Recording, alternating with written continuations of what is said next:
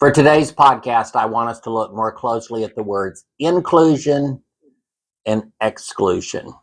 And in reality, the traditional church or the modern church or the Christian church today, however you want to classify it, has historically for centuries been more focused on exclusion than on inclusion. And today I want us to pick up with a parable that we have talked about before in a different context, but I want to look again at the parable of the tares and the wheat, and I also want to look at the parable of the yeast. And so I'll be reading here from the book of Matthew and chapter 13. And the parable of the weeds among the wheat is from 24 through 30, and then later Jesus's disciples ask Jesus, okay, now that we're alone here, we don't get this, so would you explain this to us? And so picking up again in verse 36. Now the parable of the yeast is just one little verse in here, and so I'm going to have to predict what I think Jesus meant there, because there's not enough context there to actually um, draw from that. But this is from a whole chapter that's about the parable of the sower, and where you go out and you sow seeds. You know, when Jesus told the parable beginning in chapter 13 about the parable of the sower, you know, you sow and some seed falls on good ground and grows. Some falls on ground that it is not really good ground for long time growing, but perhaps some quick fertilizer has been applied and it grows up real quick, but the plants don't grow any root and they just kind of wither and fall away. And then there's some that grow among so many weeds that they get choked out. And there are some plants that grow and you don't even know how they possibly could survive and grow there, but they do. You know, I have some places around my yard, especially out back here, where there's so much shade in all but February. February is the only time that there's sun back there because there's no leaves on the trees, but it's just shade. And I've planted so many different things, and it's kind of weird. I'll plant a type of plant, and they will all die except for one plant. And that's kind of what I call my backyard garden now. It's the remainder garden, because there's a remainder of everything I've ever tried to plant in the last 15 years. And so there's one oleander bush out there when once upon a time I planted oleanders around all the fences, and there's only one that survives back there without getting enough light. Once upon a time I planted ginger plants all the way around, and there's one that survived. I planted ferns a few years ago, and of all the ferns, I've got one of each type that has survived, and that's kind of like my remainder garden. So sometimes things grow when we plant them, or you know, if we're looking at the metaphor here, planting seeds, we never really know the fruits of our labors and all that we do, and we don't really know. Sometimes we can't even explain why is this growing there? I really don't understand. And so the message that I see Jesus giving us here is about our job to share what it is we know. We share the message that Jesus brought to us about loving our neighbors and caring for others and not letting anyone go hungry, showing mercy on people even when they mess up. That's the whole message of Christianity, or it should be. And really, that should be the whole message of humanity. Actually, if you take the Muslim faith and the Quran, and you skinny all that down to its most important parts, we get to the same thing.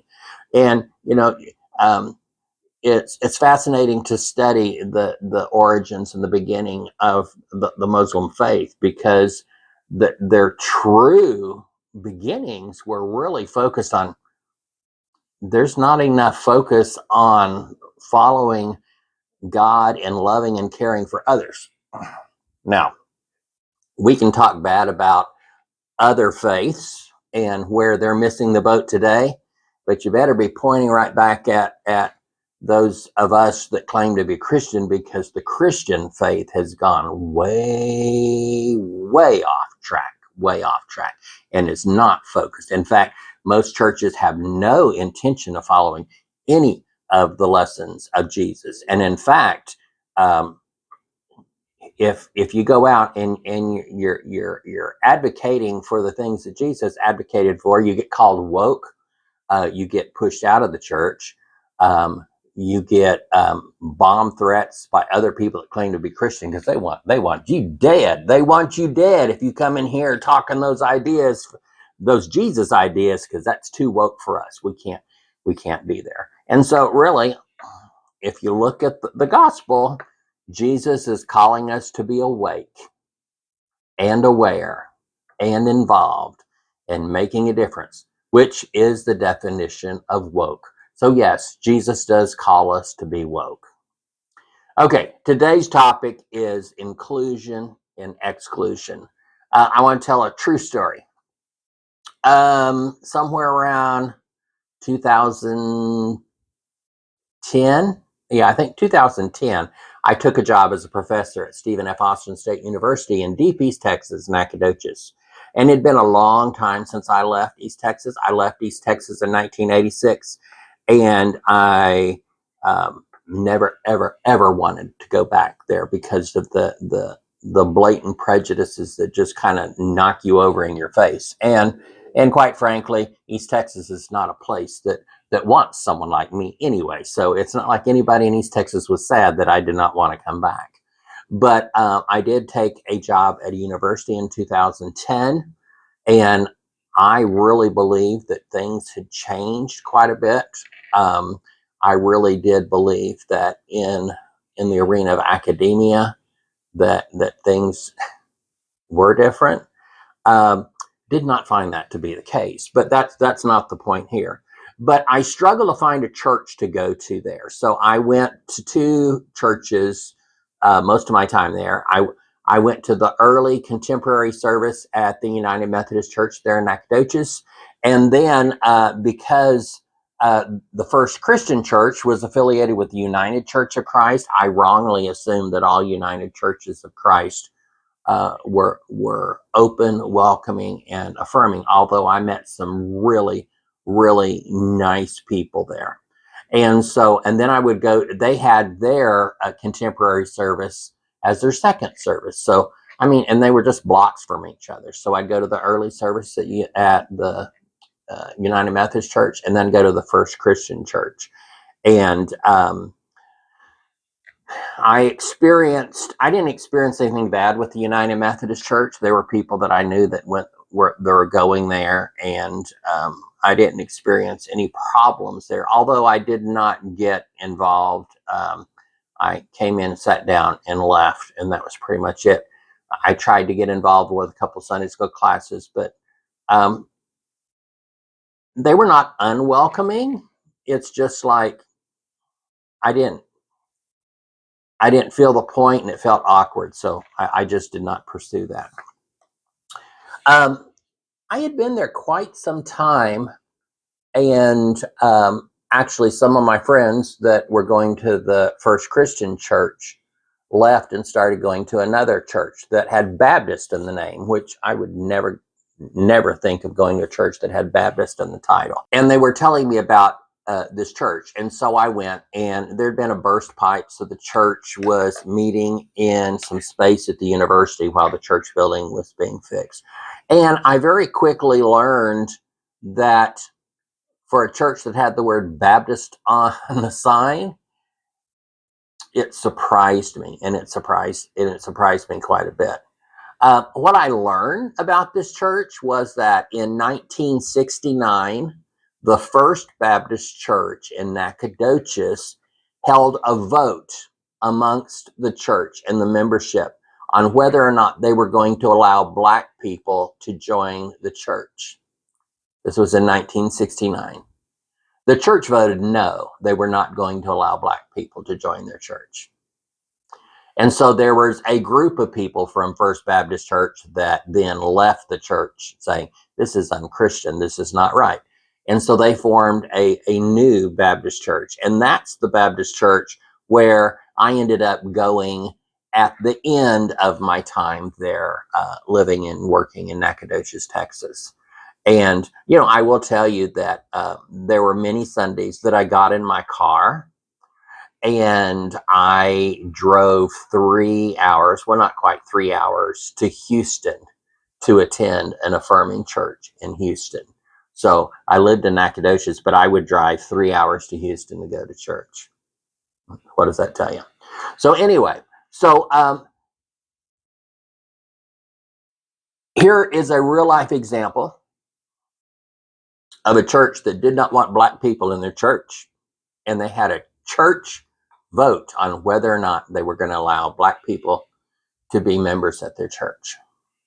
Now, let me jump ahead over a decade to the votes that took place in many United Methodist churches all across the United States, specifically in the South, in the Deep South, where they took votes on whether or not they were going to allow gay people to be members of their church, whether or not they were going to allow their ministers to be gay, if they were going to allow their ministers to marry people of the same gender or of mixed gender or of transgender, all of those things that they wanted to take up. And so let's just focus on this idea a little bit about a church taking a vote on whether or not they were going to allow some people to be members of the church.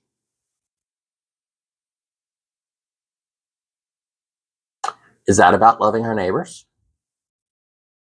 Telling some people that you can't come here. We don't want you. That's a huge problem.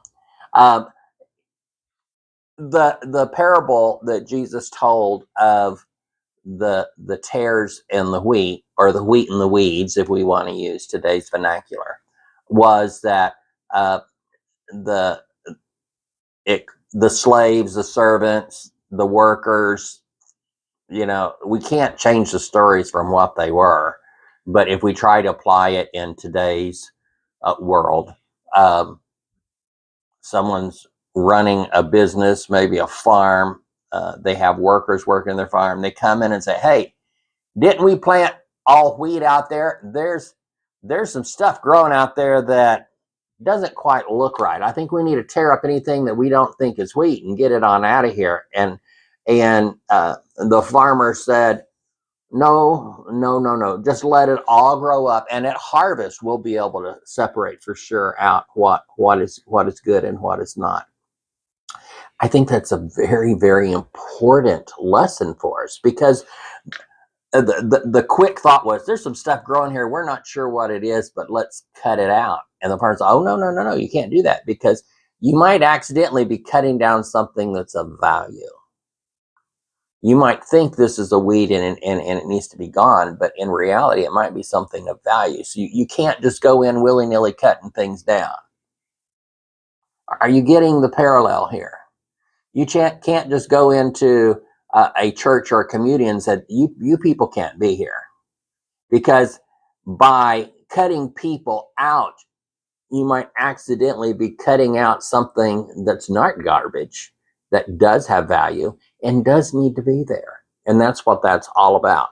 And really, when the disciples come back later and ask Jesus, okay, explain this to, because we're not getting this. And what Jesus is telling them is, it is not your job to judge the good from the bad. We're all living and growing and hopefully worshiping together. And if something in there is not right, that's for God to take care of at the very end of time. It is not our job to do that.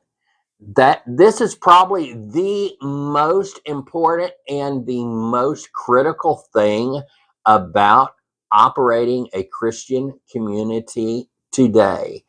And it's not given the prominence that it needs. This is the key thing, folks. If you don't get this, close the church doors. Stop putting your money in the tithe. Take the money and feed the homeless or something else, because you're not doing anything for God's kingdom if you are so misfocused that you think it's your job to keep people out of the church based on your beliefs or your rules or your understandings that are flawed. And I know what's coming next, because someone said, they're not my rules, these are God's rules. Well, no, they are your interpretation of God's rules. And I'm here to tell you, when you're looking at a lot of the people you're kicking out, you are not following God's rules. You are hijacking God's rules to support your stinking thinking. And that's the truth. The last time we talked about the weeds and the wheats, it was because of a Bible study. I was going to a men's Bible study at the Methodist Church where I am a member, and there was some conflict with one of the gentlemen there. But anyway, the last time I talked about wheats and weeds, I didn't talk about this other little one scripture verse about the yeast. The parable of the yeast. He told them another parable. The kingdom of heaven is like yeast that a woman took and mixed in with 3 measures of flour until it was all leavened. The yeast is the message of God's love and the call, as clarified by Jesus, to love our neighbors and care for people and treat people with kindness, mercy, and justice. That's the yeast that we have to offer. And all of these diverse groups of people that exist on planet Earth are the flour. And you need to mix that yeast through all of it so that it all will rise and make bread. So that doesn't tell me we need to exclude people. That tells me we need to be all about including people, including everyone, because just a little bit of yeast, when mixed properly, will have a positive impact on all of the flour that you gather. All of it. Whole wheat flour, regular flour, gluten-free flour, almond flour. You mix that yeast and it will get into all of it. I guess technically I could make bread with all-purpose flour, bread flour, whole wheat flour, almond flour, gluten-free flour. I mix it all together, then it's not gluten-free anymore. And then put a little yeast in there and it works its way through. Because that is the power of living in love. The power of living in love is that the love for other people, the caring for other people, will mix and will spread and will impact all that it touches. Everything. That's what we're called to do. Let all the plants grow up. You can't just go through and cut something out and call it bad, because you might be mistaken. And where does everyone need to be? Everybody needs to be in a place where they can experience a little bit of yeast to help everyone experience love, because that's what it's about. That's the message of God, to love all people and share the love of God. Because I tell you what, there's a lot of people I find it difficult to love, and I cannot love them if it wasn't for God helping me Be merciful, kind, and loving to them. That's the yeast. That's the yeast. You have to find the yeast. If you're in a church where it's not about sharing the yeast with everybody and sharing mercy, love, grace, forgiveness, restitution, new beginnings, you're in the wrong place. You're in the wrong place. You're in the wrong place. You're in the wrong place. This was my talk on inclusion and exclusion. I did this in a much different way than any of the other writings that I've done in my different books where I've talked about inclusion, because I do talk about inclusion a lot. It's right in the title of my devotional book, Deep and Wide, Knowing the Inclusive Love of God. That's what it's about. Deep and wide. You need to go deeper and wider than your typical Sunday school encounters, my folks, so you can know the inclusive love of God. And your knowledge of the inclusive love of God is the yeast that's going to spread through no matter what type of flour you encounter, and the bread will rise. Thank you for watching. I'll see you on the next one. Be sure to like, share, and subscribe to this podcast. I appreciate you. Have a great week.